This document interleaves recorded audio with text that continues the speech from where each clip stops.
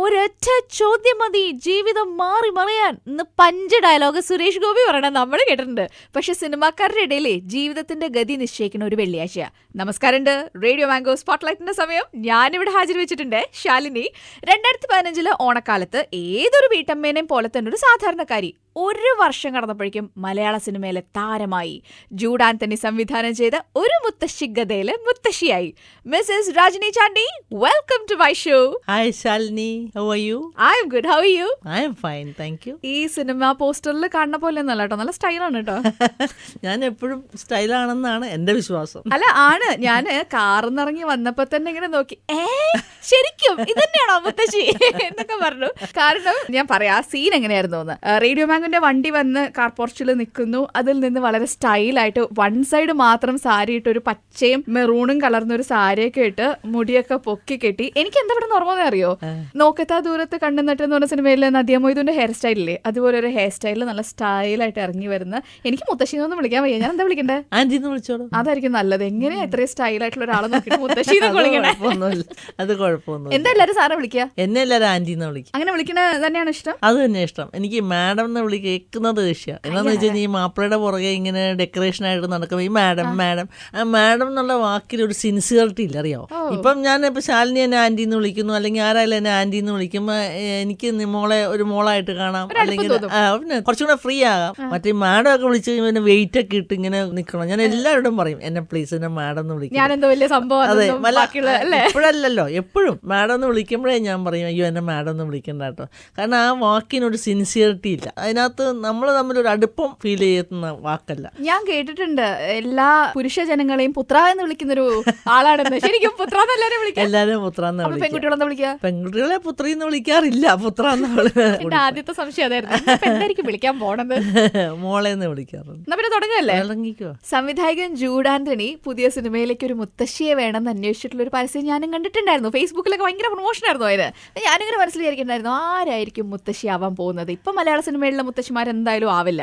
അങ്ങനെ ആദ്യമായിട്ട് ഞാൻ ഈ മുത്തശ്ശിയുടെ മുഖം കണ്ടപ്പോൾ ഞാൻ വിചാരിച്ചു നല്ല ആപ്റ്റ്, ജൂഡിന്റെ കഥയായിരിക്കുമല്ലോ, എന്തായാലും നല്ല ഉടക്ക് സബ്ജക്റ്റ് ആയിരിക്കും എന്നൊക്കെ വിചാരിച്ച് സിനിമ കാണാൻ പോയപ്പോ നല്ല ആപ്റ്റ് മുത്തശ്ശി. പക്ഷെ ജീവിതത്തിൽ ഇപ്പൊ ഞാൻ ഇത്ര നേരം സംസാരിച്ചിട്ട് ആ സിനിമ കണ്ട മുത്തശ്ശി അല്ലല്ലോ, കംപ്ലീറ്റ് അഭിനയായിരുന്നോ? ജൂഡനെ ഇങ്ങനെ ചെയ്യാൻ പറഞ്ഞു, ഞാൻ അങ്ങനെ ചെയ്തു.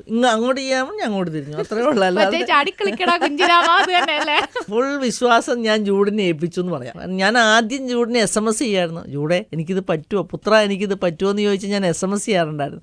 നമുക്ക് അടിച്ചു പൊളിക്കാമെന്നായിരുന്നു ഉത്തരം. ആ ഒരു വിശ്വാസത്തിലാണ് ഞാൻ അങ്ങ് ചെന്നത്. എന്നോട് ജൂഡ് ഇത്രേ പറഞ്ഞോളൂ, ക്യാമറയെ നോക്കരുത്. ഞാൻ ക്യാമറയെ നോക്കിയില്ല, പിന്നെ ബാക്കി എന്ത് പറഞ്ഞു ഞാനത് ചെയ്തു, അത്രേ ഉള്ളൂ. കുറെ റീടേക്ക് ഒക്കെ വേണ്ടി വന്നാ? റീടേക്ക് ഇല്ലാതെ ഇഷ്ടം പോലെ സീൻസ് ഉണ്ടായിരുന്നു, അതിന് കയ്യടിയും കിട്ടി.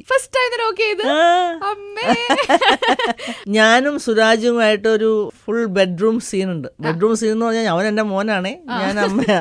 അതില് ഒരു 8-10 ഡയലോഗ് ഉണ്ട്, ഒറ്റയടിക്കാതെ എടുത്ത് ഭയങ്കര കയ്യടി കിട്ടിയൊരു സീനാണ്. ഈ യൂണിറ്റിലുള്ള പിള്ളേരെല്ലാം എല്ലാരും കൂടെ വന്ന് ഹൈഫൈ തരിക, കൈയടിക്കുക. അപ്പൊ ഞാൻ ഇങ്ങനെ മസിൽ കാണിക്കുക, നല്ല രസമായിരുന്നു. എനിക്ക് ഭയങ്കര സിനിമയിൽ അഭിനയിക്കാൻ ആദ്യം തന്നെ ഒരു ആഗ്രഹമൊക്കെ ഉണ്ടായിട്ടാണോ? അങ്ങനെയല്ല, എനിക്ക് എന്തെങ്കിലും ജീവിതത്തിൽ ചെയ്യണമെന്നൊരാഗ്രഹം ഉണ്ടായിരുന്നു. എന്നെ കാണുന്നവർക്ക് ഇപ്പൊ മോള് പറഞ്ഞ മാതിരി ഒരു അടിച്ചു പൊളിച്ച് അല്ലെങ്കിൽ അടിപൊളി ആന്റി എന്നുള്ളൊരു ഫീലിംഗ് എല്ലാവർക്കും ഉണ്ട്. അപ്പൊ അത് വെറുതെ വേസ്റ്റ് ആയി പോകണമെന്നൊരു ഫീലിംഗ് എനിക്കുണ്ടായിരുന്നു. എവിടെയെങ്കിലേക്ക് ഒന്ന് ഷൈൻ ചെയ്യണമെന്ന് എനിക്കൊരു ഫീലിംഗ്. അപ്പൊ അങ്ങനെ ഇരുന്നപ്പോഴാണ് ജൂഡ് ഇങ്ങനെ വന്നൊരു കൊതു വന്നപ്പം ഹസ്ബൻഡിനോട് ചോദിക്കുന്നു, അല്ലെങ്കിൽ ഞാൻ മാപ്പിളയെന്ന് പറയും, മാപ്പിളയോട് ചോദിക്കുന്നു. അപ്പോൾ ഒന്ന് നോക്കുന്നു പറഞ്ഞു. ഇതിൽ കൂടുതൽ എനിക്ക് പെർമിഷൻ എന്നാ വേണ്ടേ? അപ്പൊ പിന്നെ ഞാൻ പോയി വന്നു, കണ്ടു, തന്നു, ഞാൻ എടുത്തു. ഓഡിഷൻ ഉണ്ടായിരുന്നോ? ഓഡീഷൻ ഒന്നും ഇല്ലായിരുന്നു, പുള്ളി എന്നെ കാണാൻ വന്നു വീട്ടില് ഡിയാനയായിട്ട് വന്നു.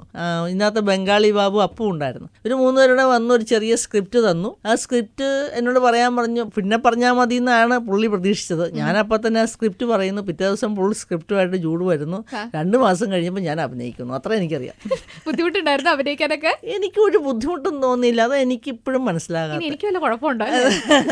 അല്ല, എനിക്ക് തോന്നണതേ, നമ്മൾ സാധാരണ നമ്മളുടെ ചുറ്റും ആൾക്കാർ നിൽക്കുമ്പോൾ അയ്യോ അവർ ആദ്യമായിട്ട് അഭിനയിക്കുന്നവർക്ക് അയ്യോ അവർ കാണുന്നു, അപ്പൊ ഇതെങ്ങനെയാ അഭിനയിക്കുന്നത് എന്നൊരു പേടി കൊണ്ടായിരിക്കാം ശരിക്കും അഭിനയിക്കാൻ പറ്റാത്തത്. എനിക്ക് അങ്ങനെ ഒരു ഇൻഹിബിഷനേ ഉണ്ടായില്ല. അവര് കണ്ട എനിക്ക് പിന്നെ എന്നുള്ളൊരു ഫീലിംഗ് ആയിരുന്നു.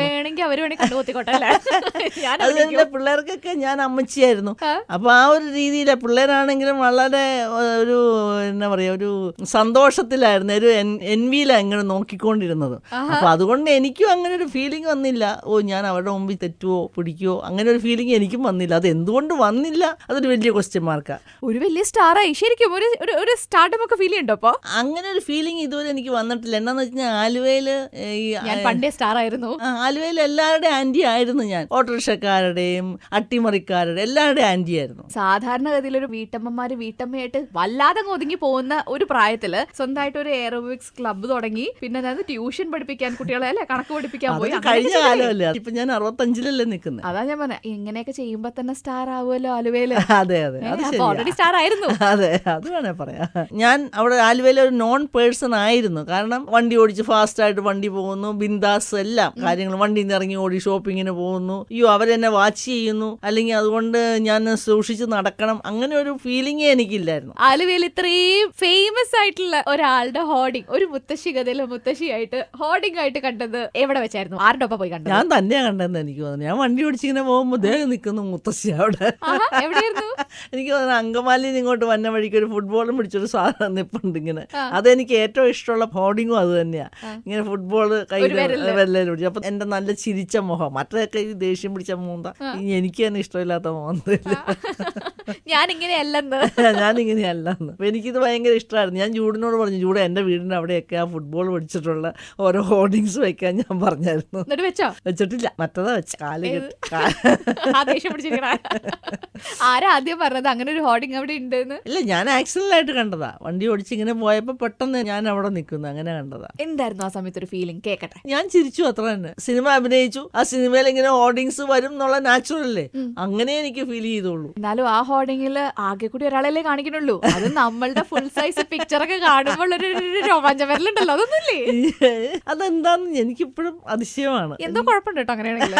സാധാരണ മനുഷ്യർക്കൊക്കെ സാധാരണ വരാറുണ്ടെന്നാണ് ഞാൻ കേട്ടിട്ടുള്ളത്. ആക്ച്വലി കുറച്ച് ടെൻഷനാണ്. ഞാൻ ഇത്രയും നാൾ നോർമലായിട്ട് വളരെ അടിച്ചു പൊളിച്ച് ഇങ്ങനെ നടന്ന ആള് അവിടെ നിന്ന് വിളിക്കുന്നു, ഇവിടെ നിന്ന് വിളിക്കുന്നു, നാളെ കഴിഞ്ഞ് അവർ വേണ്ടാന്ന് പറയുമ്പോൾ എന്റെ ഫീലിംഗ് എന്തായിരിക്കും എന്നൊക്കെ ഒരു പേടി എനിക്ക് വന്നു. ആൾക്കാരോ കൂവോ കല്ലെറിയോ പുഷ്പവൃഷ്ടി നടത്തുമോ എന്നൊക്കെ ഉള്ളൊരു ടെൻഷനൊക്കെ ഉണ്ടായിരുന്നു സിനിമയ്ക്ക് കയറുമ്പോ? ഇല്ല, ഒന്നും തോന്നിയില്ല. ജൂഡ് എനിക്ക് തന്ന കോൺഫിഡൻസ് ആയിരിക്കണം. എനിക്ക് ഒരിക്കലും ഒരു ടെൻഷൻ അല്ലെങ്കിൽ ഒരു വറി ഉണ്ടായേ ഇല്ല. ഫോർ എക്സാമ്പിൾ, സിനിമ കഴിഞ്ഞപ്പം ജൂഡ് പറഞ്ഞു, ഞാൻ വേറെ ആരെങ്കിലും വെച്ചിരുന്നെങ്കിൽ എനിക്ക് ഇത്രയും ഇതായിട്ട് ചെയ്യാൻ പറ്റൂലായിരുന്നു, you did a good job എന്ന് പറഞ്ഞു.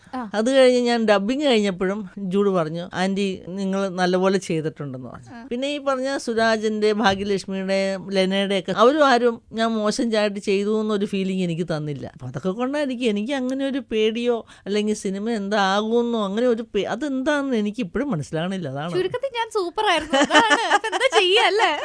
ആയിരുന്നു എന്ന് മറ്റുള്ളവർ പറയുന്നത് കേൾക്കാൻ ഒരു സുഖമുണ്ട്. പക്ഷെ എന്നാലും ചില സീൻസ് ഒക്കെ കാണുമ്പോൾ ഞാൻ വിചാരിച്ചേ അന്ന് ജൂഡ് പറഞ്ഞത് ശരിയാ, സിനിമ കാണുമ്പോൾ നോക്കിക്കോ അത് കുറച്ചും കൂടെ നല്ലപോലെ ചെയ്യാമായിരുന്നു തോന്നുന്നു പറഞ്ഞായിരുന്നു പല പ്രാവശ്യം. പക്ഷെ എന്റെ കേസിൽ വാട്ട് ഹാപ്പൻഡ് വാസ്, അവസാനമായപ്പോൾ 46 ദിവസം രാവിലെ തൊട്ട് വൈകുന്നേരം വരെ അതിന്റെ ഒരു ടയർഡ്നെസ് അവസാനം വന്നപ്പോഴേ ഉണ്ടായിട്ടുണ്ടെന്ന് എനിക്ക് തോന്നണം. കാരണം അവസാനമായപ്പോൾ ഇതെങ്ങനെ സിനിമ തീർന്നാൽ മതി എന്നുള്ള ഒരു സ്റ്റേജിൽ ഞാൻ എത്തിയായിരുന്നു. അപ്പൊ ഇപ്പൊ ആ സീൻസ് ഒക്കെ കാണുമ്പോൾ ഞാൻ ഓർക്കും, ശരാ വേണമെങ്കിൽ 2 ദിവസം റെസ്റ്റ് ചോദിച്ചിട്ട് വേണമെങ്കിൽ കുറച്ചുകൂടെ നല്ലപോലെ ചെയ്യാമായിരുന്നു അതെന്ന് എനിക്ക് തോന്നാറുണ്ട്. ഒരു മുത്തശ്ശി കഥയില് ഒരു ശല്യക്കാരിയായിട്ടുള്ള മുത്തശ്ശിയായിട്ട് അഭിനയിച്ചിരിക്കുന്നത് അതെല്ലാരും ഒറ്റ ടേക്കിന് തന്നെ നല്ലതെന്ന് പറയുകയും ചെയ്തു എന്നാണ് എന്റെ അടുത്ത് പറഞ്ഞത്. എല്ലാം അല്ല, ഒറ്റ ടേക്കിന് എടുത്തത് ഉണ്ടെന്നേ ഞാൻ പറഞ്ഞോളൂ. ഇതാണ് എനിക്ക് ഈ മീഡിയക്കാരെ പേടിയാന്ന് ഞാൻ പറയുന്നത്. ശരി, എന്തായാലും കയ്യടി കിട്ടിയേ. കയ്യടി കിട്ടി. അതെങ്ങനെ ജീവിതത്തിൽ നല്ല പരിചയമുള്ളതുകൊണ്ടാണ് ഇത്ര നല്ല തന്മയത്തോടുകൂടി ചെയ്യാൻ പറ്റിയത്? ശരിക്കും ജീവിതത്തിൽ ഇങ്ങനത്തെ ഒരു ദുഷ്ട മുത്തശ്ശിയാ? ഞാനൊരു കളി മുത്തശ്ശിയായി സത്യം പറഞ്ഞാൽ, ചിരിച്ച് കളിച്ച് ഓടിച്ചാണ്. പക്ഷെ അതേസമയം ശരിയല്ല എന്നുള്ള കാര്യങ്ങൾക്ക് ഞാൻ ഭയങ്കര സ്ട്രിക്റ്റാ. റോട്ടിൽ തുപ്പുക, റോട്ടിൽ വേസ്റ്റ് ഇടുന്നവരോടൊക്കെ ഞാൻ ശരിക്കും, ഞാൻ വണ്ടി ഓടിച്ച് പോവുകയാണെങ്കിൽ മൂത്രം ഒഴിക്കണം അവിടെ നിർത്തി 2 തെറി പറയാതെ ഞാൻ പോവില്ല. വീട്ടിലാരൊക്കെ ഉണ്ട്? വീട്ടിൽ ഞാനും എന്റെ മാപ്പിളയും. മോള് കല്യാണം കഴിഞ്ഞ് US-ലാ. എത്ര പേരെ കുട്ടികളുണ്ട്? 3. ഈ 3 പേരെടുത്തും എങ്ങനെ ഒരു ദുഷ്ടയായ അമ്മുമ്മയാണോ അത് വളരെ ലവബിൾ ആണോ? അമേരിക്കയിൽ ദുഷ്ടയായ അമ്മുമ്മയും കൊണ്ട് എന്നാണല്ലോ പിടിച്ച് ജയിലിൽ പിടിച്ചിരും. അയ്യോ, യു ഹർട്ട് മൈ ഫീലിങ്സ് എന്ന് പിള്ളേര് പറഞ്ഞാൽ മതി, നാളെ ഞാൻ ജയിലിൽ കിടന്നുണ്ടാവും. പിന്നെ അവസാനം ജയിലിരുന്ന് ലേലോലും അഴിച്ചുവിടല്ലേ. ഞാൻ കേരളത്തിൽ നിന്ന് വന്ന അമ്മൂമ്മയാ. പിന്നെ നമ്മളവിടെ 10 ദിവസത്തേക്ക് 15 ദിവസത്തേക്ക് പോകുമ്പോൾ ഞാൻ അവിടെ മൂശാട്ടം പിടിക്കാൻ പോണോ, പിള്ളേരുടെ സ്നേഹം എങ്ങനെയെങ്കിലും പിടിച്ചു പറ്റാൻ നോക്കുമോ? പിള്ളേരുടെ പിന്നാലെ നടക്കുമൊന്നുമില്ല. നീ എന്താ ചെയ്യണത്, നീ ആരെ ഫോൺ ചെയ്യണതെന്ന് ചോദിച്ചാൽ മൂത്തവള് വൈകുന്നേരം ആയി കഴിയുമ്പോഴത്തേ അമ്മ ഹോട്ട് ബാഗ് വെച്ചോ. കാര്യം ഞാൻ 2 ആഴ്ച 3 ആഴ്ചത്തേക്ക് ഉള്ളൂ. ചുരുക്കത്തിൽ അങ്ങോട്ട് ചെല്ലുമ്പോ പരമസുഖാണ്. പരമസുഖ. പേരക്കുട്ടികളുടെ സ്വന്തം അമ്മമ്മയുടെ അടുത്ത് നിന്ന് എന്തെങ്കിലുമൊക്കെ സ്വഭാവമൊക്കെ പഠിച്ചു വെച്ചിട്ടുണ്ടോ? നമ്മൾ പറയല്ലോ ആരുടെയാ കൊച്ചുമോള് സ്റ്റൈലിഷ് അമ്മമ്മയല്ലേ, എന്തൊക്കെ പഠിക്കാൻ കിടക്കണു. ഞാൻ എന്റെ മോളോട് ചോദിച്ചിട്ടുണ്ട്, എടി എനിക്കിന്ന് പഴങ്ങനാട് ആശുപത്രിയിൽ പോകണം. അപ്പൊ അവള് ചോദിച്ചു എന്തിനാ, എനിക്ക് സംശയം മാറിപ്പോയതാണോ. അതെന്താ? കാരണം അത്ര സിമ്പിളാ അവള്. എന്റെ മോളാണോന്ന് പറയാൻ പറ്റില്ല, കാരണം അത്ര സിമ്പിളാ. സാധാരണ ഒറ്റ മോളെന്നൊക്കെ പറഞ്ഞു കഴിഞ്ഞാൽ ഭയങ്കര എന്നാ പറയാ, വഷളായി സ്പോയിൽഡായി സെൽഫിഷ് ആകാം. ഇതെന്ന് പറഞ്ഞാല് ഏറ്റവും പഞ്ചഭാവ. പേരക്കുട്ടികളും അതുപോലെ തന്നെ. അതാ ഞാൻ പറഞ്ഞ, ഒരു അമേരിക്കയില് വളരുന്ന പിള്ളേരാന്ന് പറയാൻ പറ്റില്ല. അമ്മ ഒരു കേക്ക് ഉണ്ടാക്കാൻ പോകുന്നു, അപ്പൊ മൂത്തവള് എടുത്തോണ്ട് വരുന്നു, മറ്റേവള് ബട്ടർ എടുത്തോണ്ട് വരുന്നു, കൊച്ചുമോള് മോളിൽ കയറിയിരിക്കുന്നു, ബട്ടർ ഇട്ട് കൊടുക്കുന്നു, അവര് തമ്മിൽ സംസാരിക്കുന്നു. ഇവരിതൊക്കെ ചെയ്യുമ്പോ അമ്മമ്മ എന്ത് ചെയ്യും? ഞാൻ അതിന്റെ ഇടയ്ക്കൊന്നും പോകാറില്ല, കാരണം അവരുടെ ഇടയ്ക്ക് കട്ടറുമ്പായിട്ട് ഞാൻ കേറിയിട്ട് കാര്യമില്ലല്ലോ. ഞാൻ മധുരത്തിന്റെ ആളുമല്ല. എനിക്ക് വല്ല ജോലി പുറത്ത് വല്ല കുക്കിങ്ങോ എല്ലാം ചെയ്യാനുണ്ടെങ്കിൽ അത് ഇത്തവണ പോയിട്ട് ഒന്നും ചെയ്തില്ല, എല്ലാം അവള് തന്നെയായിരുന്നു മാനേജ് ചെയ്തിരുന്നത്. അവിടെ റിലീസ് ആയിട്ടില്ലല്ലോ യുഎസിലൊന്നും? ഇല്ല അവരിങ്ങനെ വെയിറ്റ് ചെയ്യാ കാണാനായിട്ട്. അവൾക്കൊരു ഗ്രൂപ്പ് ഓഫ് ഫ്രണ്ട്സ് ഉണ്ട്, അവരുടെ എല്ലാം ആന്റിയാണ് ഞാൻ. അപ്പൊ എല്ലാരും കൂടെ ഒന്നിച്ച് തിയേറ്ററിൽ പോകണമെന്നും പറഞ്ഞ് നോക്കിയിരിക്കുക. ഇങ്ങനെ ഒരു റോളൊക്കെ വരുന്നുണ്ട്, ഞാൻ സിനിമയിൽ അഭിനയിക്കാൻ പോവാന്നൊക്കെ പറഞ്ഞപ്പോ എന്ത് പറഞ്ഞു മോള്? ഞാൻ കഴിഞ്ഞ പ്രാവശ്യം ചെന്നപ്പോ എല്ലാരും വന്ന് സെൽഫി ഒക്കെ എടുക്കുമായിരുന്നു. ഞാൻ അവിടെ ഉണ്ടായിരുന്നല്ലോ. സ്റ്റാർ ആയി കഴിഞ്ഞിട്ട് കിട്ടിയില്ലെങ്കിലോ അല്ലേ, നേരത്തെ എടുത്ത് വെച്ചേക്കാം. എല്ലാരും റോഡ് കൂടെ നടക്കുമ്പോ ഇപ്പൊ ആൾക്കാരൊക്കെ വന്ന് സെൽഫി എടുക്കാറുണ്ട്. എത്ര സെൽഫി എടുത്തിട്ടുണ്ട് ഇത്ര നാള് കൊണ്ട്? ഞാൻ അങ്ങനെ കൗണ്ട് ചെയ്തില്ല. 1000 ഒക്കെ എടുത്തിട്ടുണ്ടോ? ഇല്ല. 500 100 കാണുമായിരിക്കും. ഞാനിപ്പോ ട്രിവാൻഡ്രത്ത് പോയായിരുന്നു. തിരിച്ചു വന്ന വഴി എയർപോർട്ടിൽ എത്തിയ ഉടനെ ഒരു മനുഷ്യൻ ഓടി വന്നു. അയാൾ ബോംബെന്ന് വന്നതാ. തിരുവനന്തപുരത്ത് സിനിമ കണ്ടു, നന്നായിട്ടുണ്ട്, ഒരു സെൽഫി എടുത്തോട്ടെ എന്ന് പറഞ്ഞു വന്നു. അപ്പൊ അതൊക്കെ നമുക്ക് അതിശയം. പിന്നെ എനിക്കൊരു ലെറ്റർ വന്നു പാലക്കാട്. ആ ലെറ്റർ എങ്ങനെയാണെന്ന്, address Mrs Rajini Chandy, care of Mr V Chandy, actress ഒരു മുത്തശ്ശി ഗത ആലുവ. കൊള്ളാലോ. ലെറ്റർ വീട്ടിലെത്തി. ഹസ്ബൻഡ് പറഞ്ഞു, രാജിനി ഈ എഴുത്തിന് എന്തായാലും മറുപടി അയക്കണം. അപ്പൊ ഞാൻ എവിടെയോ പോയിട്ട് തിരിച്ചു വന്നപ്പോഴത്തേനും പുള്ളി അത് വായിച്ചിട്ടുണ്ടായിരുന്നു. അപ്പൊ അതില് മുത്തശ്ശി ഗത സിനിമയെ കുറിച്ചും ആഴ്ചപ്പതിപ്പില് ഞാൻ എഴുതിയ അതിനെ കുറിച്ചൊക്കെ അപ്രിഷിയേറ്റ് ചെയ്ത പുള്ളി എഴുതിയിരിക്കുന്നത്. എന്നിട്ട് അപ്പൊ ടെലിഫോൺ നമ്പർ ഉണ്ടായിരുന്നു താഴെ. ഞാൻ ഉടനെ അങ്ങനെ വിളിച്ചു. ഞാൻ പറഞ്ഞു, ഇതാരാന്ന് അറിയാവോന്ന് ചോദിച്ചു. അയ്യോ അറിയില്ലല്ലോ. ഞാൻ പറഞ്ഞു, ഒന്നോടെ ഒന്ന് ഓർത്ത് നോക്കി. അയ്യോ മനസ്സിലായില്ല. ഞാൻ പറഞ്ഞു, ഞാനൊരു മുത്തശ്ശിയാ. അങ്ങനെയുടെ സന്തോഷം കാണാമായിരുന്നു അവിടെ നിന്ന്, ഒരു ചിരി ഇതൊക്കെ ആയിട്ട്. അയ്യോ വിളിച്ചോ മാഡം, താങ്ക് യു എന്നൊക്കെ പറഞ്ഞു. ഞാൻ പറഞ്ഞു, എന്നെ ഒപ്പിച്ചില്ലേ, എന്നെ പറ്റിച്ചില്ലേ, ഇങ്ങനെ ഒരു സർപ്രൈസ് ലെറ്റർ തന്ന്. അപ്പൊ ഞാനൊന്ന് തിരിച്ചു പറ്റിക്കണ്ടേ എന്ന് പറഞ്ഞു. അതൊക്കെ ഭയങ്കര ഫീലിംഗ് ആയിരുന്നു. കാരണം ഒരു പരിചയവും ഇല്ലാത്ത ഒരു മനുഷ്യന് എനിക്ക് വേണ്ടി അങ്ങനെ ലെറ്റർ അയക്കുക എന്ന് പറഞ്ഞു കഴിഞ്ഞാൽ അപ്പൊ ഞാൻ എന്തെങ്കിലും ആ സിനിമയ്ക്കകത്ത് ചെയ്തിട്ടുണ്ട് നല്ലതെന്ന് എനിക്കൊരു ഫീലിംഗ് ഉണ്ട്. അങ്ങനെയൊക്കെ ഭയങ്കര സന്തോഷം ഉണ്ടായിരുന്നു. ഇപ്പൊ ആൾക്കാരൊക്കെ തിരിച്ചറിയണ്ടോ? പിന്നെ ബോംബെയിൽ ഉണ്ടായിരുന്നപ്പോൾ ഉള്ള ഒരു ഫ്രണ്ട് വിളിച്ചു ഒരു ദിവസം. ഞാനൊരു പഴയ ഫാനാ എന്ന് പറഞ്ഞു. ഞാൻ പറഞ്ഞു, ഇവിടെ ഒരു പഴയ ഫാൻ കറങ്ങുന്നുണ്ടെന്ന് പറഞ്ഞു. അപ്പൊ പുള്ളി ഭയങ്കര പൊട്ടിച്ചിരിച്ചു. അങ്ങനെയൊക്കെ ഒത്തിരി ഫോൺ കോൾസ് വരുന്നുണ്ട് പഴയ. പിന്നെ എൻ്റെ ഒരു സ്കൂൾ ഫ്രണ്ട്, അവള് ഫേസ്ബുക്കിൽ കൂടെ, അവളുടെ മകനാണ്, അമ്മയ്ക്ക് ഭയങ്കര ആഗ്രഹം സംസാരിക്കണമെന്ന് പറഞ്ഞു. അപ്പൊ നമുക്കിത് ആരാ എന്താണെന്നൊന്നും നമുക്ക് അറിയില്ലല്ലോ. അപ്പൊ ഞാൻ എൻ്റെ നീസ, അമ്മായി ഇങ്ങനൊരു ഇത് വന്നിട്ടുണ്ടെന്ന് പറഞ്ഞു. അപ്പൊ ഞാൻ പറഞ്ഞു, മോളെ നീ അവളുടെ നമ്പർ വാങ്ങിക്കുക, ഞാൻ വിളിച്ചോളാം എന്ന് പറഞ്ഞിട്ട് പിന്നെ ആ മോള് എൻ്റെ ഫ്രണ്ടിന്റെ നമ്പർ വാങ്ങിച്ചു തന്നു. ഞാൻ അങ്ങോട്ട് വിളിച്ചു. പക്ഷെ വിളിച്ചു പറഞ്ഞാൽ അവൾക്ക് മനസ്സിലായി ഞാനാണെന്ന്. ഭയങ്കര സന്തോഷമായിരുന്നു. അതൊക്കെ കാണുമ്പോൾ നമുക്ക് ഭയങ്കര സന്തോഷം. പിന്നെ പഴയ തൊടുകൂടെയുള്ള ബോയ് ഫ്രണ്ട്സ് ഓരോരുത്തരൊക്കെ ഇങ്ങനെ വിളിക്കുന്നുണ്ട്. ഈ റൗണ്ടിന്റെ പേര് ഷൂട്ട് ഔട്ട് അറ്റ് സ്പോട്ട്ലൈറ്റ് എന്നാണ്. വലിയ ബുദ്ധിമുട്ടുള്ള കാര്യമൊന്നുമല്ല കേട്ടോ. ഞാൻ ചില ചോദ്യങ്ങൾ ചോദിക്കും. അപ്പൊ ആ ചോദ്യങ്ങൾക്ക് പടപടയെന്ന് ഉത്തരം പറഞ്ഞാൽ മതി. അധികം ആലോചിക്കൊന്നും വേണ്ട, എക്സ്പ്ലനേഷനും വേണ്ട. ഞാൻ ചോദിക്കുന്നതിന് മാത്രം എക്സ്പ്ലെയിൻ ചെയ്താൽ മതി. കോടതി പറഞ്ഞവരാണല്ലോ യെസ് നോ. അതന്നെ കൊച്ചുകളി കണ്ടുപിടിച്ചല്ലോ. അപ്പൊ മുത്തശ്ശി അല്ല രാജിനി ആന്റി തുടങ്ങിയ വെട്ടൊന്ന് മുറി 2 എന്ന സ്വഭാവക്കാരിയായ ഒരാളാണ് ഞാൻ. Yes or no? യെസ്. ഈ സ്വഭാവം സിനിമ ഇൻഡസ്ട്രിയിൽ പണി വാങ്ങിച്ചു തരും. Yes or no? യെസ്. ആണ്. പണി കിട്ടിയോ? ഇപ്പൊ തന്നെ കിട്ടും. ഈ പോക്ക് പോയാ. ഡാഷ് സിനിമ കണ്ടപ്പോഴാണ് എനിക്കും വഴങ്ങുന്നതാണ് സിനിമാഭിനയം എന്ന് തോന്നിയത്. മനസ്സിനക്കരെ ആണ്. എനിക്കുമാകാം ഇതൊക്കെ എന്ന് വിചാരിച്ചു. ശീലം ബൈക്കിലൊക്കെ പോയപ്പോ ഞാൻ വിചാരിച്ചേ എനിക്ക് ആ റോള് കിട്ടിയെങ്കിൽ എനിക്കൊന്ന് അടിച്ചു പൊളിക്കാം. ബൈക്ക് ഓടിക്കാൻ അറിയോ? ഇല്ല, അല്ല പുറകിലേ. ഞാൻ ചോദിച്ചേ ഉള്ളൂ. അല്ല ഇനിയിപ്പൊ അതിന്റെ കൂടി ഒരു കുറവേ ഉള്ളൂ. ഇല്ല, അത് ഞാൻ പഠിക്കാൻ പോയി. പിന്നെ ഞാൻ ആലോചിച്ചപ്പോ ഒരു തലേ ഉള്ളൂ, അതില്ലാതെ പെട്ടിയെ കിടന്ന ഒരു ശേലും ഉണ്ടാവൂല. അത് കൊള്ളാം. ശരി, എനിക്ക് മോഡലിംഗ് ചെയ്യാൻ പറ്റിയ ഉൽപ്പന്നം ഡാഷ് ആണ്. ഉൽപ്പന്നോ? എന്ത് പ്രോഡക്റ്റിനായിരിക്കും നമ്മൾ മോഡലിംഗ് ചെയ്ത അടിപൊളിയാവാ? ഏത് പ്രോഡക്റ്റ് ആയിരിക്കും? എന്റെ മനസ്സിലൊരെണ്ണമുണ്ട്. അത് പറ, കേക്കട്ടെ. വേണമെന്നില്ല, അത് ഇങ്ങോട്ട് പറയുന്നുണ്ട്, ഞാൻ പറയാം അങ്ങോട്ട്. ഞാൻ എന്ത് പ്രോഡക്റ്റ് ആയിരിക്കും? ഹെൽത്ത് പ്രോഡക്റ്റ് ആയിരിക്കും. Gym equipment. ജിം എക്യുപ്മെന്റ്സ് ആയിരിക്കും. കാരണം ഈ പ്രായത്തിലും അത് ചെയ്യാമെന്നുള്ളൊരു. അത് ശരിയാട്ടോ, നല്ല ട്രിമ്മായിട്ടായിരിക്കണത്. ഞാനാണ് ഈ ആന്റി ഏജിങ് പ്രോഡക്ട്സ് കൂടി പറഞ്ഞേനെ. അത് പറയാല്ലേ. നല്ല സ്കിന്നും ലിപ്സ്റ്റിക് ഒക്കെ ഇട്ട് സുന്ദരിയായിട്ടാ വന്നിരിക്കണത്. ശരി, അപ്പൊ ജിം എക്യുപ്മെന്റ്. ഞാൻ ഇതുവരെ ചെയ്ത ഉദ്ഘാടനങ്ങളുടെ എണ്ണം ഡാഷ് ആണ്. ഞാൻ ഒന്നും ഉദ്ഘാടനം ചെയ്തിട്ടില്ല ഇതുവരെ ഒരെണ്ണം പോലും ചെയ്തിട്ടില്ല. വിളിച്ചിട്ടുണ്ടോ? വിളിച്ചിട്ടില്ല. ഓ, ഇപ്പഴാ ആലോചിക്കണല്ലേ അതൊന്ന് വിളിക്കാത്തത്. ഇല്ല, ഞാൻ അങ്ങനെ വിചാരിച്ചിട്ടും ഇല്ല. സമയമായിട്ടില്ലല്ലോ, സമയം വരുന്നല്ലോ ഉള്ളൂ. ഉദ്ഘാടനത്തിന് പോവാനുള്ള റെഡി ആയിട്ട് സാരിയൊക്കെ വെച്ചിട്ട് ഇനി ആരെങ്കിലും ഒന്ന് വിളിച്ചാ മതിയല്ലേ. എനിക്ക് ധരിക്കാൻ ഇഷ്ടമുള്ള വസ്ത്രം ഡാഷ് ആണ്. പാന്റും ബനിയനും. എനിക്ക് ധരിച്ചാൽ ഭംഗിയുള്ള വേഷം ഡാഷ് ആണ്. സാരി. എനിക്ക് ധരിച്ചാൽ ഭംഗിയുണ്ടെന്ന് മറ്റുള്ളവർ പറയുന്ന വേഷം ഡാഷ് ആണ്. സാരിയാണ്. എന്നിട്ടാണോ പാന്റും ഷർട്ടൊക്കെ ഇട്ട് നടക്കുന്നത്? ഏറ്റവും കംഫർട്ടബിൾ ഈ സാരി ഉടുത്തു കഴിഞ്ഞാൽ അവിടെ സ്വല്പം കണ്ടു, ഇവിടെ ആണുങ്ങൾ നോക്കി, ഈ പ്രശ്നമൊന്നും പാന്റും ബനിയനകത്തില്ല.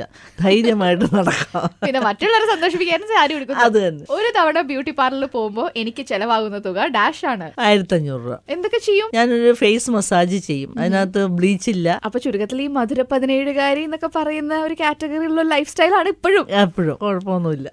അതാ ഇങ്ങനെ ഇരിക്കണേന്നല്ലേ. അത് തന്നെ. ഒരു മുത്തശ്ശി കഥയിലെ ലീലാമ്മ വർഗീസിനെ ഇത്രയും ദുഷ്ടയെ മുത്തശ്ശിയാക്കുന്നതിന് ഒരു പ്രത്യേക കാരണമുണ്ട്. പണ്ടൊരു പ്രണയത്തകർച്ചയൊക്കെ ഉണ്ടായിരുന്നു പുള്ളിക്കാരിക്ക്. പക്ഷെ റിയൽ ലൈഫിൽ ഈ രാജിനി മുത്തശ്ശിക്ക് എങ്ങനെ? എനിക്ക് പ്രണയമേ ഇല്ലായിരുന്നു. എന്നിട്ട് കുറെ ബോയ് ഫ്രണ്ട്സ് ഒക്കെ തൊടുപുഴയിൽ അതല്ല ഞാൻ പറഞ്ഞു, അവർക്ക് എന്നോടുണ്ടായിരുന്നോന്ന് എനിക്കറിയാൻ പറ്റില്ല, പക്ഷെ എനിക്കില്ലായിരുന്നു.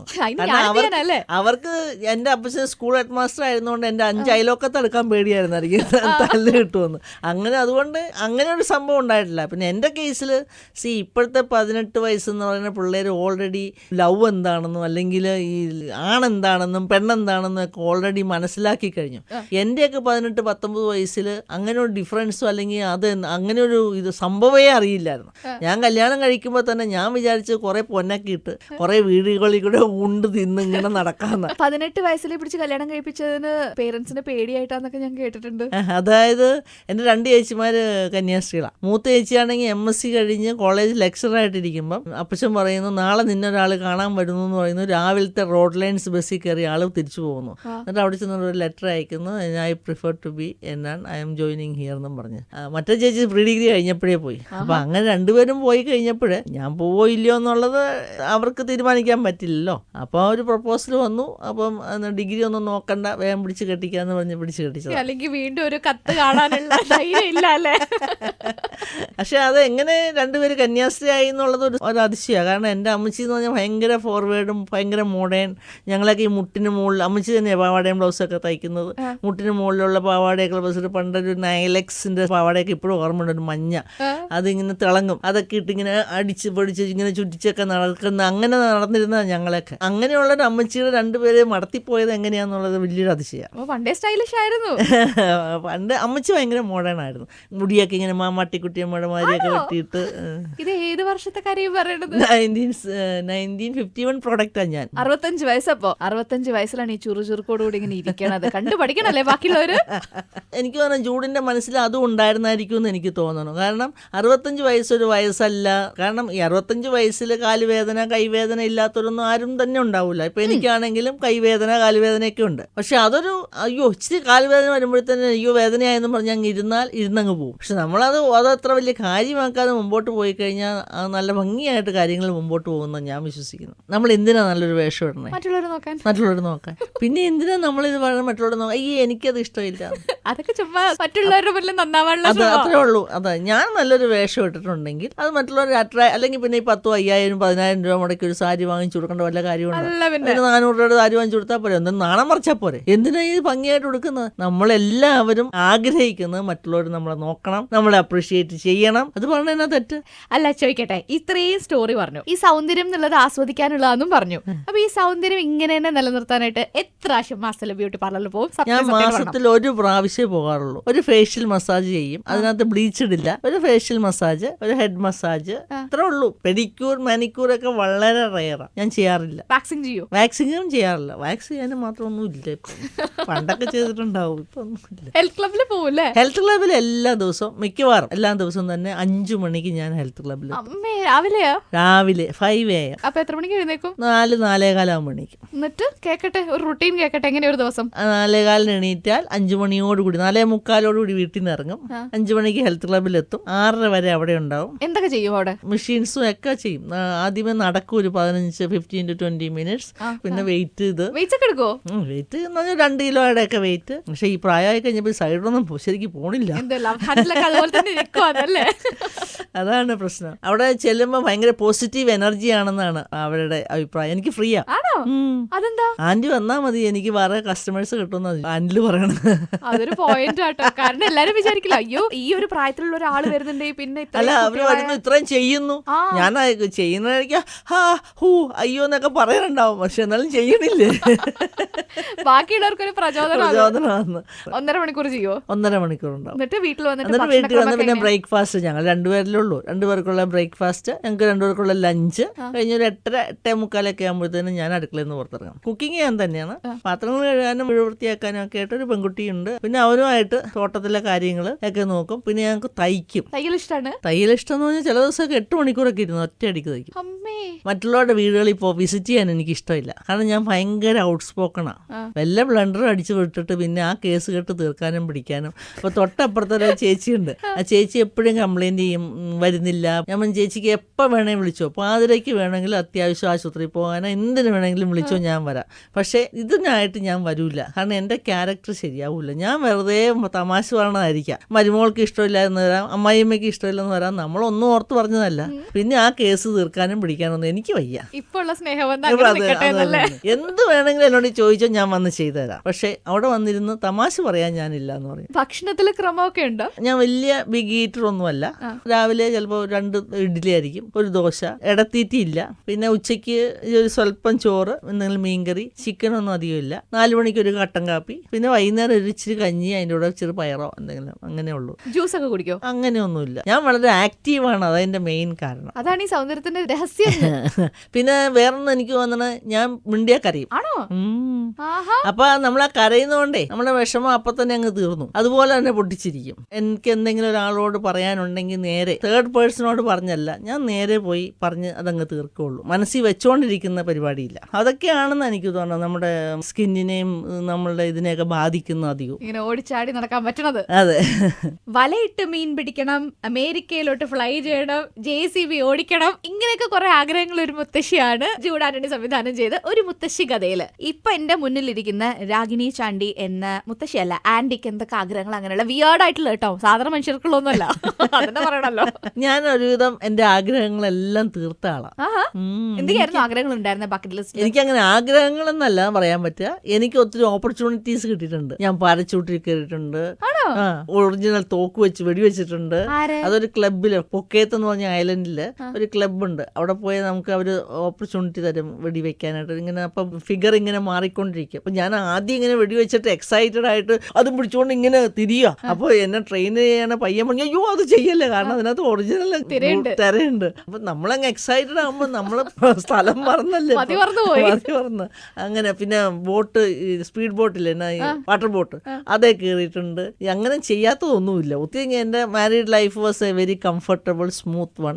I have A very good husband. He took care of me very well. He moulded me very well. ഞാൻ കല്യാണം കഴിഞ്ഞാലും ഞാൻ നേരത്തെ പറഞ്ഞ ഒരു 19 വയസ്സുള്ള മാരീഡ് ലൈഫ് എന്നാന്ന് പോലും അറിയാൻ പാടില്ല ഒരു പെൺകുട്ടിയായിരുന്നു. കല്യാണം കഴിഞ്ഞാലും ഒരു കൂനുണ്ട്, അത് നിവർത്താൻ വേണ്ടി ഒരു ഹീലുള്ള ചെരുപ്പിടിച്ചു. അപ്പൊ ഹീലിട്ട് ചെരുപ്പിടുമ്പോൾ നമ്മൾ നിവർന്ന് നടക്കേണ്ടി വരും. അങ്ങനെയാണ് എന്റെ കൂന് മാറ്റി പറ്റിയത്. അതുപോലെ തന്നെ ലാംഗ്വേജ്, ഇംഗ്ലീഷ്, ഹിന്ദി, ഹൗ അറിയെന്ന് ചോദിച്ചാൽ പോലും എനിക്കറിയാൻ പാടില്ലായിരുന്നു. അതിൽ നിന്ന് ഇപ്പം അത്യാവശ്യം നല്ല ഒരുവിധം നല്ല ഇംഗ്ലീഷിൽ സംസാരിക്കാൻ സാധിക്കും. പിന്നെ പല രാജ്യങ്ങൾ വിസിറ്റ് ചെയ്യാൻ പറ്റി. രാജ്യങ്ങൾ പോയിട്ടുണ്ട്, ഞാൻ കേട്ടിട്ടുണ്ട് കുറെ രാജ്യങ്ങൾ പോയിട്ടുണ്ടെന്ന്. ഒരു 10-25 രാജ്യം പോയിട്ടുണ്ടാവും. പിന്നെ മോളും ഞാനും ഹസ്ബൻഡും കൂടെയാണ് പോയിരിക്കുന്നത്. പുറത്തു പോയി ഓരോ കാര്യങ്ങൾ ചെയ്യാനായിട്ട്. ആദ്യം ഡ്രൈവിംഗ് പഠിപ്പിച്ച് പിറ്റേ ദിവസം പറഞ്ഞത് ഇനി ഡോണ്ട് ആസ്ക് മീ ഷോപ്പിങ്ങിന് പോകണം, അവിടെ പോകണം, ഇവിടെ പോകണം, യു മാനേജ് യുവർ സെൽഫ് എന്നുള്ള ഫ്രീഡം തന്നു. പുറത്തേക്ക് ഇറങ്ങാനും ആൾക്കാരെ ഫേസ് ചെയ്യാനുള്ള കോൺഫിഡൻസ് എനിക്ക് തന്നത് എല്ലാം തന്നത് പുള്ളിയാണെന്ന് വേണമെങ്കിൽ പറയാം. ചുരുക്കത്തിൽ ഫ്രീ ആയിട്ടൊരു പേഴ്സണാലിറ്റി മാനേജ്മെന്റ് ക്ലാസ് ആണ് കിട്ടിയത് കല്യാണം കഴിഞ്ഞോട് കൂടി.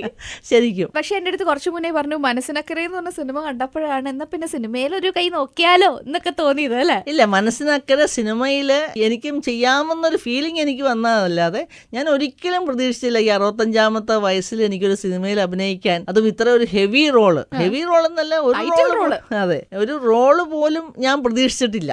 അങ്ങനെ ഒരു ഓഫർ എനിക്ക് വരാൻ ചാൻസസ് വളരെ റിമോട്ടായിട്ടാണ് ഞാൻ കണ്ടിട്ടുള്ളൂ. ഓൾ ഓഫ് എ സഡൻ ഇങ്ങനെ ഒരു ഓഫർ വന്നു, അതെടുത്തു എന്നല്ലാതെ എനിക്ക് അത് കിട്ടണേ, എനിക്ക് കിട്ടിയില്ലെങ്കിലുള്ള വിഷമം അങ്ങനെയൊന്നും എനിക്കില്ലായിരുന്നു. ഇതാണ് വരാനുള്ള എന്തായാലും ഓട്ടോ പിടിച്ചാണെങ്കിലും അതെ, വരാനുള്ളത് വഴിയിൽ തങ്ങില്ല. ഈ പഴയ രീതിയിലുള്ള കാര്യങ്ങളൊക്കെ അറിയോ? പശുവിനെ കറക്കുക, പശുവിനെ കറന്നിട്ടുണ്ട്, മുറ്റമടിച്ചിട്ടുണ്ട്, അമ്മിയിലരയ്ക്കുക, അത് വരച്ചിട്ടുണ്ട്, ആട്ടുകല്ലിലരയ്ക്കുക, അത് വരച്ചിട്ടുണ്ട്, മറ്റേ അതും ചെയ്തിട്ടുണ്ട്. അതായത് ഈവൻ നെല്ല് മെതിക്കില്ലേ, ഇപ്പൊ ആലുവയിലെ എന്റെ അമ്മ വീടിന്റെ തൊട്ട് മുമ്പിൽ പാടവാ. അപ്പൊ അവിടെ ഇങ്ങനെ ചാണകം ചെയ്തിട്ട് ആൾക്കാർ ഇങ്ങനെ വന്ന് മെതിക്കുമ്പോ ഞങ്ങളും ഒക്കെ പോയി അതിന്റെ കൂടെ മെതിച്ചിട്ടുണ്ട്. ജീവിതത്തിൽ ഇന്നത് ചെയ്തില്ല എന്നുള്ള ഒരു കംപ്ലൈന്റും എനിക്കില്ല. ഇപ്പൊ എന്തെങ്കിലുമൊക്കെ ഉണ്ടോ, വല്ല പട്ടം പറത്ത് അങ്ങനത്തെ എന്തെങ്കിലും പട്ടം പറക്കൽ എളുപ്പമുണ്ടായിരിക്കും, അങ്ങനെയൊന്നുമില്ല. എനിക്ക് ആഗ്രഹങ്ങളുണ്ടെങ്കിൽ ഞാൻ ചെയ്തിരിക്കും. ഈ ഒരു ആഗ്രഹത്തിന്റെ പുറത്താണോ ഒരു കാലത്ത് മോഡലിംഗ് ചെയ്താൽ കൊള്ളാം എന്നൊക്കെ ഒരു ചിന്ത വന്നൊക്കെ കേട്ടോ? ഞാനതില്ല, മോഡലിംഗ് എന്ന് ഞാൻ പറഞ്ഞില്ല. അത് എങ്ങനെയാണ് സംഭവം, എന്തെങ്കിലും ഒന്ന് ചെയ്യണം. I am capable of doing something. അപ്പൊ എനിക്ക് എന്തെങ്കിലും ഒന്ന് ചെയ്യണമെന്നൊരാഗ്രഹം അത് വല്ലാതെ എൻ്റെ മനസ്സിലുണ്ടായിരുന്നു. എൻ്റെ അയലോക്കത്തെ പിള്ളേരൊക്കെ എന്നെ കൂടെ വണ്ടിയിലിരിക്കുമ്പോഴൊക്കെ ഞാൻ പറയും, മോളെ നിങ്ങൾ കാണുമ്പോൾ ആൻറ്റി ഭയങ്കര കേപ്പബിൾ ആണെന്നൊരു ഫീലിംഗ് നിങ്ങൾക്കുണ്ട്. പക്ഷെ ഞാനൊന്നും ആയില്ല, എനിക്കിനി തിരിച്ച് അങ്ങോട്ട് പോകാനും പറ്റത്തില്ല, കാരണം അത് കഴിഞ്ഞു പോയി. അപ്പോൾ അതുകൊണ്ട് നിങ്ങൾ നിങ്ങളുടെ സമയം കളയരുത്. ഇത് എന്നെ ഒരു എക്സാമ്പിളായിട്ട് എടുത്തിട്ട് നിങ്ങളുടെ കൊച്ചുകാലം വെറുതെ വേസ്റ്റാക്കി കളയരുത്. അത് എന്തെങ്കിലും യൂസ്ഫുൾ ആയിട്ട് ഫ്യൂച്ചർ ആയി കഴിയുമ്പോൾ അല്ലെങ്കിൽ വലുതായി കഴിയുമ്പോൾ എനിക്കത് പഠിച്ചിരുന്നെങ്കിൽ എനിക്കത് ആകാമായിരുന്നു എന്ന് വിചാരിച്ചിട്ട് ഒരു കാര്യവുമില്ല. ഞാൻ ആം ടെല്ലിങ് യു, എനിക്കിപ്പോൾ തിരിച്ചു പോകാൻ പറ്റത്തില്ല. എനിക്ക് പല ആഗ്രഹങ്ങളും ചെയ്യാമായിരുന്നു എന്ന് ഇപ്പോൾ തോന്നുന്നുണ്ട്, പക്ഷെ എനിക്ക് തിരിച്ചു പോകാൻ പറ്റില്ല. അതുകൊണ്ട് ഞാൻ എൻ്റെ എക്സ്പീരിയൻസ് വെച്ച് ഞാൻ നിങ്ങളോട് പറയുകയാണ്, ഇപ്പോൾ ഉള്ള സമയം വെറുതെ കളയരുത്. മറ്റുള്ളവരുടെ ക്രിക്കറ്റ് കണ്ടോ അല്ലെ ഫുട്ബോൾ കണ്ടോ അല്ല, നിങ്ങൾ അങ്ങനെ എന്തെങ്കിലും ആകാനായിട്ട് ശ്രമിക്കുക നിങ്ങളുടെ സമയം എന്ന് ഞാൻ പറയാറുണ്ട് അവരോട്. മോഡലിംഗ് ചെയ്യാന്ന് കരുതിയത് എന്തുകൊണ്ടായിരുന്നു? അപ്പോൾ അല്ല, മോഡലിംഗ് ഏജൻസി അതിങ്ങനെയാണ്. ഞാനൊരു ഫോട്ടോ എടുത്തു, ചട്ടയും മുണ്ടൊക്കെ തന്നെ എടുത്ത ഫോട്ടോ എടുത്തത് അയച്ചു കൊടുത്തപ്പോൾ അവർ പറഞ്ഞു വയസ്സായെന്നല്ല, തലമുടി നരച്ചു. ഞാൻ പറഞ്ഞു പിന്നെ വയസ്സായ പിന്നെ തലമുടി നരയ്ക്കില്ലേ എന്ന് പറഞ്ഞു. അതങ്ങ് സബ്ജക്റ്റ് വിട്ടു. പിന്നെ ഞാനത് വിട്ടു കളഞ്ഞു. അപ്പോൾ എനിക്ക് മനസ്സിലായി എനിക്കത് കിട്ടാനുള്ള ചാൻസ് ഇല്ല എന്ന് മനസ്സിലായി. പിന്നെ ഞാൻ അതിനകത്തേക്ക് പോയില്ല. ഇപ്പൊ ആൾക്കാർ വിളിക്കണ്ടോ വല്ല പരസ്യത്തിലൊക്കെ അഭിനയിക്കാനായിട്ട്? ഇതുവരെ ആരും വിളിച്ചില്ല. വിളിക്കും, പേടിക്കണ്ട, പടം ഇറങ്ങിയിട്ടല്ലേ ഉള്ളൂ. ഇങ്ങനെയൊക്കെ ഇത്ര ആക്റ്റീവ് ആയിട്ടുള്ള ഓരോരുത്തർ കിട്ടാൻ വേണ്ടി പരസ്യ ഏജൻസീസ് ഒക്കെ ഇങ്ങനെ ഉറ്റ് നോക്കുമായിരിക്കും. എങ്ങനെയാ സിനിമയൊക്കെ കാണാൻ വലിയ ഇഷ്ടമാണോ? ഞങ്ങൾ ബോംബെയിലായിരുന്ന സമയത്ത് morning show, afternoon show, second show വരെ പോയിട്ടുണ്ട്. അത് ആ ഒരു കാലം, ആ ഒരു പ്രായം. പക്ഷെ ഞങ്ങൾ ഇവിടെ വരുമ്പോഴത്തേനും ഞാൻ അറൌണ്ട് 45-50 ആയി. അങ്കിൾ അപ്പം 55 വയസ്സായി. ആ പ്രായത്തിൽ അത്ര വലിയൊരു ക്രേസ് ഇല്ലായിരുന്നല്ലോ. പക്ഷെ ഞങ്ങൾ നല്ല സിനിമയാന്ന് കേട്ടാൽ പോവും, അപ്പൊ കയറും. അങ്ങനെ അല്ലാതെ അതിനായിട്ടൊന്നും സമയം വേസ്റ്റ് ആക്കാറില്ല. കാരണം ഞങ്ങൾ ഭയങ്കര ആക്റ്റീവാ. അങ്കിളാണെങ്കിലും ഒരു സമയം വെറുതെ ഇരിക്കൂല. സ്കൂട്ടർ ഡ്രൈവർ തൊട്ട് സകല സാധനം ഉണ്ട്, എന്തെങ്കിലുമൊക്കെ എപ്പോഴും പണിതുകൊണ്ടിരിക്കുള്ളൂ. ഇപ്പൊ സിനിമ ഫീൽഡിൽ ഫ്രണ്ട്സ് ഒക്കെ ആയോ? ഫ്രണ്ട്സ് ആയില്ല. എനിക്കിപ്പോ ആകെ ഉള്ളത് ഭാഗ്യലക്ഷ്മി, സുരാജ്, ലെന, അത്രേ ഉള്ളൂ. ചാക്കോച്ചനൊക്കെ എനിക്ക് അറിയാം. ചാക്കോച്ചന്റെ അമ്മയുടെ ഇളയമ്മ എന്റെ ക്ലാസ്മേറ്റാ, ലീലാമ്മ എന്നാണ്. ഈ ക്യാരക്ടർ എന്റെ കിട്ടിയ ഉടനെ ലീലാമ്മയുടെ മകനെ വിളിച്ചിട്ട് ജോസഫിനെ വിളിച്ചു പറഞ്ഞു, ജോസഫെ ഞാനൊരു സിനിമയിൽ അഭിനയിക്കാൻ പോവാണ്, അതിൽ നിന്റെ അമ്മയുടെ പേരാണ്. അപ്പൊ ഞാൻ ഈയിടെ ചാക്കോച്ചനെ കണ്ടപ്പം ചാക്കോച്ചന്റെ അമ്മയുടെ ഡാൻസ് കളിക്കുന്ന ഫോട്ടോ എന്റെ കയ്യിലുണ്ട്. കൊച്ചിലെ തടവളയൊക്കെ ഇട്ട്. അപ്പൊ ഞാൻ പറഞ്ഞു എന്റെ വീട്ടിൽ വരാമെങ്കിൽ ചാക്കോച്ചനെ തരാന്ന് പറഞ്ഞു. ഇല്ല, ചാക്കോച്ചനോടല്ല പറഞ്ഞ്, ഞാൻ ചാക്കോച്ചനോട് അപ്പൊ ഈ കണക്ഷൻ പറഞ്ഞു. ചാക്കോച്ചന്റെ അമ്മയുടെ ഇളയമ്മ എന്റെ ക്ലാസ്മേറ്റാ. എനിക്കപ്പോ ചാക്കോച്ചനെ നല്ലപോലെ അറിയാം. ആരുടെ അപ്രിസിയേഷൻ കിട്ടി സിനിമാ ഫീൽഡിൽ നിന്ന്? സിനിമാ ഫീൽഡിൽ നിന്ന് സുരാജ് മാത്രമേ ഉള്ളൂ അങ്ങനെ അപ്രിസിയേഷൻ. അമ്മച്ചി എന്ന് തന്നെ വിളിക്കണ. അമ്മച്ചി എത്ര പേരാ ചോദിച്ചെന്നറിയാം, ഈ അമ്മച്ചി ആരാന്നൊക്കെ പറഞ്ഞു സുരാജ് ഇടയ്ക്കിടയ്ക്ക് കിട്ടില്ലല്ലോ അമ്മച്ചി ആരാന്ന് ചോദിച്ചെന്നൊക്കെ പറഞ്ഞു സുരാജ് വല്ലപ്പോഴൊക്കെ പറയാറുണ്ട്. വേറെ ആർക്കും എന്നെ പിന്നെ അറിയില്ലല്ലോ, അങ്ങനെ ഒരു കണക്ഷനിലേക്ക് ഞാൻ വന്നിട്ടില്ലല്ലോ. വീണ്ടും ഞാൻ പറയുന്നു, തുടങ്ങിയിട്ടല്ലേ ഉള്ളൂ നമ്മള്. കാണാൻ പോണ പൂരം പറഞ്ഞു കേൾപ്പിക്കണം. അല്ല പിന്നെ വരട്ടെ വരട്ടെ, നമുക്ക് നോക്കാം. ഇനി സിനിമയിൽ അഭിനയിക്കാൻ തന്നെയാണോ? ഞാൻ അങ്ങനെ ഒരു തീരുമാനവും എടുത്തിട്ടില്ല. ഇത് പെട്ടെന്നുണ്ടായ ഒരു പ്രതീക്ഷിക്കാത്ത ഒരു സംഭവമാണ്. ഇപ്പം ഞാൻ ഇതിനകത്ത് ഇങ്ങനെ ആർമാദിച്ചിരിക്കുക. എൻജോയ് ചെയ്യുന്നുണ്ട് അപ്പൊ ഈ ഫെയിം ഒക്കെ? എനിക്ക് ഇതൊരു ഭയങ്കര ഇഷ്ടമുള്ള ഒരു ഇതാണ്. കാരണം എല്ലാവരും ഇഷ്ടപ്പെടുന്ന, അല്ലെങ്കിൽ എല്ലാവർക്കും ഒരു ആന്റിയായിട്ട് നടക്കുന്ന ആ ഒരു അവസ്ഥ എനിക്ക് വളരെ ഇഷ്ടമുണ്ട്. അത് അങ്ങനെ തന്നെ കീപ്പ് ചെയ്യണമെന്നാണ് എന്റെ ആഗ്രഹം. ഈ റൗണ്ടിന്റെ പേര് പഞ്ച് ക പഞ്ച് എന്നാണ്. എന്ന് വെച്ചാൽ എന്താണ്? 5 വാക്ക് ഞാൻ പറയും. ആ ഓരോ വാക്കും പറയുമ്പോ ആദ്യം എന്താണോ മനസ്സിൽ തോന്നണേ അതങ്ങോട്ട് പറഞ്ഞാൽ മതി. അതൊരാളുടെ മുഖമാവാ, അല്ലെങ്കിൽ ഒരു സിറ്റുവേഷൻ ആവാ, എന്ത് വേണേലും ആവാ കേട്ടോ. റെഡി ആണല്ലോ? നമ്പർ 1, ശല്യം എന്ന് പറയുമ്പോ എന്താ തോന്നുന്നത്? ചുറ്റുപാട് നമ്മൾ ചെയ്യുന്ന വേസ്റ്റ് ഇടുന്നത് ഒരു ശല്യം, അതല്ലെങ്കിൽ നമ്മുടെ മുമ്പിൽ കൂടെ തുപ്പിക്കൊണ്ട് നടക്കുന്ന ഒരു ശല്യം, നമ്മുടെ മുമ്പിൽ നമ്മളെ അടുത്ത് നിന്ന് സിഗരറ്റ് വലിക്കുന്ന ഒരു ശല്യം. ഞാൻ ഒരു പ്രാവശ്യം ഒരു മനുഷ്യൻ വണ്ടി വണ്ടി കേടായിട്ട്, ഞാൻ വണ്ടി ഓടിച്ച് അങ്ങോട്ട് പോവായിരുന്നു. ഞാൻ വണ്ടി സൈഡിൽ നിർത്തി കഴിഞ്ഞിട്ട് ഞാൻ പറഞ്ഞു, എനിക്ക് ഉന്താൻ പറ്റൂല, പക്ഷെ ഞാൻ വേണമെങ്കിൽ സ്റ്റിയറിംഗിൽ ഇരിക്കാം, താങ്കൾ നമുക്ക് വണ്ടി സൈഡിലേക്ക് ഇടാം, പിന്നെ നന്നാക്കാനോ ആൾക്കാരെ വിളിക്കോ എന്താണെന്ന് ചെയ്യാലോ, അത്രയും ഞാൻ ചെയ്തു തരാം എന്ന് പറഞ്ഞ് ഞാൻ വണ്ടി കയറിയിരുന്നു. വണ്ടി സൈഡിലേക്ക് ആക്കി കൊടുത്തു. അതിനകത്ത് സിഗരറ്റ് നാറിയിട്ട് എനിക്ക് ഇരിക്കാൻ വയ്യ. ഞാൻ ഇറങ്ങി വന്നു പറഞ്ഞു, എന്റെ പൊന്നു മോനെ, ഞാൻ ഇത്രയും ചെയ്തതിന് ഉപകാരമായിട്ട് മോനെ സിഗരറ്റ് വലി ഒന്ന് നിർത്തി തന്നാൽ മതി എന്ന് പറഞ്ഞ് ഞാനങ്ങ് പോയി. ഞാൻ ആ മനുഷ്യനെ അറിയയില്ല, കണ്ടിട്ടുമില്ല, പിന്നെ കേട്ടിട്ടുമില്ല, എനിക്കെന്ത് അറിയാനും മേല കേട്ടോ. ഇത് കേൾക്കുകയാണെങ്കിൽ മനസ്സിലാക്കുക, ഒരു മുത്തശ്ശി കഥയിലെ മുത്തശ്ശിയായിരുന്നു അന്ന് അങ്ങനെ ഉപദേശിച്ചതല്ലേ. വർഷങ്ങളായത്. രണ്ടാമത്തത് കൂട്ടായ്മ എന്ന് പറയുമ്പോ എനിക്കൊരു ഗ്രൂപ്പ് ഉണ്ട്, 15 പെൺപിള്ളേര്, ഫ്ലെയിംസ് എന്നാണ് അതിന്റെ പേര്. ഞങ്ങൾ എല്ലാ മാസവും കൂടും, പിക്നിക്കിന് പോകും. എന്തെങ്കിലും ഒരു ആവശ്യം അങ്ങോട്ടും ഇങ്ങോട്ടും ഉണ്ടെങ്കിൽ ഈ പിള്ളേരുണ്ടാകും എന്നൊരു ധൈര്യമുണ്ട്. ഞാനാണ് അവരുടെ ഏറ്റവും മൂത്ത പ്രായമുള്ള, ഞാനാണ് അവരുടെ ആന്റി. അപ്പൊ ആന്റി അങ്കിളും തന്നെയാണ്. എനിക്കെന്താണ് അത്യാവശ്യം വന്നാൽ എനിക്ക് ഇവരെ വിളിക്കാം. എന്റെ മോൾ അടുത്തില്ലെങ്കിലും ഇവരുണ്ടെന്നുള്ളൊരു ഫീലിംഗ് എനിക്ക് എപ്പോഴും ഭയങ്കര ഒരു ഇതാ. 16 വർഷമായിട്ടുള്ള ഞങ്ങളുടെ കൂട്ടായ്മ. അത് ഇതുവരെയും ഒരു കുഴപ്പവും ഇല്ലാതെ വളരെ ശക്തിയോടെ പോകുന്നു. ഡാൻസ് എന്ന് പറയുമ്പോ പണ്ട് വർഷങ്ങൾക്ക് മുമ്പ് ഉഷാ ഉദപ്പിന്റെ പാട്ട് ബോംബെയിൽ വെച്ചിട്ട് പാട്ട് നടക്കുമ്പോൾ ഡാൻസ് കളിക്കാൻ ഒരു സായിപ്പ് എന്നെ വിളിച്ചു. ഞാൻ അങ്ങനെ കൂടെ ഒന്ന് ഭരതനാട്യം കളിച്ചു. ഉഷാപ്പുതപ്പൊന്ന് എനിക്ക് ക്ഷയിക്കാണ്ട് വന്നത്. കാരണം സായിപ്പ് ഇംഗ്ലീഷ് ഡാൻസ് കളിക്കുമ്പോ എനിക്കറിയാൻ പാടില്ല. ഞാൻ അതിന് ഭരതനാട്യം കുരുത്തക്കേട് അത് എന്റെ കയ്യിൽ അതേ ഉള്ളൂ. കുരുത്തക്കേട് സ്വന്തം മുഖം ഓർമ്മ. അതെ, ഈയിടെ ഈ 3 പോസ്റ്റർ ഉണ്ടെന്ന് എന്റെ ഗേറ്റിന്റെ നേരെ മുമ്പിൽ കൊണ്ടെന്ന് വെച്ചു. രാവിലെ ഞാൻ എണീറ്റ് വരുമ്പോൾ ഈ പോസ്റ്ററാ കാണുന്നത്. എനിക്ക് ദേഷ്യം വന്നിട്ട് പറഞ്ഞു. ഞാൻ പിള്ളേരോട് പറഞ്ഞു, ഇത് കീറിക്കളയാൻ പറഞ്ഞു. ഞങ്ങൾ 3 പേരോടെ പോയത് കീറുകയല്ല, ഇവരുടെ ആൾക്കാർ ഇതിലേ വന്നു. എന്ത് പണിയായി കാണിച്ചതെന്ന് ചോദിച്ചു. ആകെ പ്രശ്നമായില്ലേ. ഞാൻ വേഗം ഉടനെ ഞങ്ങളുടെ പഞ്ചായത്ത് മെമ്പറെ വിളിച്ചു. വന്നു കഴിഞ്ഞിട്ട് എന്താ ചെയ്യേണ്ടതെന്ന് ആർക്കും അറിയാൻ പാടില്ല. അപ്പൊ എനിക്ക് ഈ പറഞ്ഞാൽ കുറച്ച് സ്റ്റുഡൻസ് പിള്ളേരുണ്ടല്ലോ, അവരൊക്കെ ഓടി വന്നു. ആന്റി നോക്കട്ടെ എന്തെങ്കിലും ചെയ്യാൻ പറ്റും, ഞാൻ അവരെ ലീഡറിനെ വിളിക്കാം, ഞങ്ങൾ പറഞ്ഞോളാം എന്നൊക്കെ പറഞ്ഞു. അതിനൊരു സൊല്യൂഷൻ കാണുന്നില്ല. എല്ലാവരും അങ്ങോട്ടും ഇങ്ങോട്ടും പോയതായത് സൊല്യൂഷൻ ഇല്ല. ഞാൻ വേഗം വണ്ടിയെടുത്ത് എൻ്റെ അടുത്തുള്ള 1-2 കടകളുള്ള സ്ഥലത്തേക്ക് ഞാൻ പോയി. അവിടെ ചെന്ന് കഴിഞ്ഞപ്പോഴത്തേനും എനിക്ക് ഇഷ്ടമുള്ളൊരു ഇക്കയുണ്ട്. ഇക്കയോട് ഞാൻ പറഞ്ഞു, ഇക്ക എനിക്കൊരു പ്രോബ്ലം, എങ്ങനെയാണ് സോൾവ് ചെയ്യുക? അപ്പൊ ആന്റി എന്താ കാര്യം പറ. ഞാൻ പറഞ്ഞു, എൻ്റെ ഇക്കത് നിങ്ങൾ ഒട്ടിച്ചേക്കുന്ന ഈ പോസ്റ്റർ ഇല്ലേ, അതുപോലൊരു പോസ്റ്റർ എൻ്റെ വീടിന് മുമ്പിൽ കൊണ്ടേ ഒട്ടിച്ചിട്ട് ഞാനത് കീറിക്കളഞ്ഞു. അപ്പൊ അത് പ്രശ്നമാവുന്നാ തോന്നണേ. അപ്പൊ പറഞ്ഞു, ഒരു മിനിറ്റ് ആന്റി ഞാൻ നോക്കട്ടെ എന്ന് പറഞ്ഞു. പുള്ളി എന്നിട്ട് അകത്തേക്ക് പോയിട്ട് അവിടെ ഒരു എക്സ്ട്രാ പോസ്റ്റർ അതുണ്ടായിരുന്നു. പുള്ളി അതെന്റെ കൊണ്ട് തന്നിട്ട് കുറച്ച് മൈദയും തന്നു. ആന്റി ഇത് കുറുക്കി ഇതങ്ങ് കൊണ്ടേ തേച്ചങ്ങ് ഒട്ടിക്കാൻ പറഞ്ഞു. ഞാൻ അപ്പം തന്നെ വീട്ടിൽ വന്ന് മൈദ എടുത്ത് കുറുക്കി അതങ്ങ് ഒട്ടിച്ച്. പിന്നെ ആൾക്കാർ വന്നപ്പോൾ എല്ലാ സമ്മതിയൊക്കെ അവിടെ സംഭവം ഉണ്ട്. അത് കാരണം ആരും കംപ്ലൈന്റ് ചെയ്യാൻ. അപ്പൊ എല്ലാ കുരുത്തക്കേടും കയ്യിലുണ്ട്. കുരുത്തക്കേട് നല്ലപോലെ ഉണ്ട്, എല്ലാ കുരുത്തക്കേടും ചെയ്യും. റിയൽ ലൈഫില് സിനിമയിലെ മുത്തശ്ശിയെ പോലെയല്ല, ഒരു സൂപ്പർ മുത്തശ്ശിയാന്ന് എൻ്റെ അടുത്ത് പറഞ്ഞു. ഈ മുത്തശ്ശി ഇപ്പൊ എന്തായാലും സ്റ്റാറുമായി. ആലുവയിൽ മാത്രല്ല കേട്ടോ, നാട്ടിൽ മുഴുവൻ സ്റ്റാറായി. ഇനി അങ്ങോട്ട് എന്തൊക്കെയാണ് പ്ലാൻ? കേക്കട്ടെ. ഞാൻ അങ്ങനെ ഒരു പ്ലാനും ചെയ്തിട്ടില്ല. ഇന്നത്തെ ദിവസം നാളെ കിട്ടില്ല. ഇന്ന് നല്ല അടിച്ചു പൊളിച്ച് ജീവിക്കുക, നാളെ വരുന്നിടത്ത് വെച്ച് കാണാം. നാളെ എന്ത് വരും, നാളെ എന്ത് സംഭവിക്കും എന്ന് പറഞ്ഞ് ഇന്നത്തെ ദിവസം കളയാൻ എനിക്ക് താല്പര്യമില്ല. സോ ഇന്ന് സന്തോഷമായിട്ട് ജീവിക്കുക, നാളത്തെ കാണാം. ഇത്ര നേരം ഇന്റർവ്യൂവിന് ഇരിക്കുമ്പോഴും ഞാനിങ്ങനെ ഇടയ്ക്കിടയ്ക്ക് ചമ്മറം പണിഞ്ഞിരിക്കുന്നുണ്ട്, ഇടയ്ക്കിടയ്ക്ക് എന്റെ നടുവ് എനിക്കുന്നുണ്ട്. പക്ഷെ നല്ല സ്റ്റൈലായിട്ടാണ് കയ്യും കെട്ടിയിട്ട് ഒരു പച്ച സാരിയൊക്കെ കൊടുത്തിട്ട് സാരി ഉടയാണ്ടിരിക്കണ ഞാൻ കാണുന്നത്. ഇത്ര സ്റ്റൈലായിട്ടോ എപ്പോഴും അപ്പിയറൻസ്? ആദ്യമായിട്ട് ശാലിനിയാ പറഞ്ഞ എന്റെ സാരി ഉടയാതെ ഇരിക്കുന്നു. ഏത് ചാനലിൽ ഇത് നോക്കിക്കോ, ഭാഗ്യലക്ഷ്മി നല്ല സുന്ദരമായിട്ട് ഒരിടത്തൊരടവ് പോലും ഇല്ലാതിരിപ്പുണ്ടാവും. എന്റെ മുഴുവൻ ഓട്ടഞ്ഞ് പൊളിഞ്ഞ്.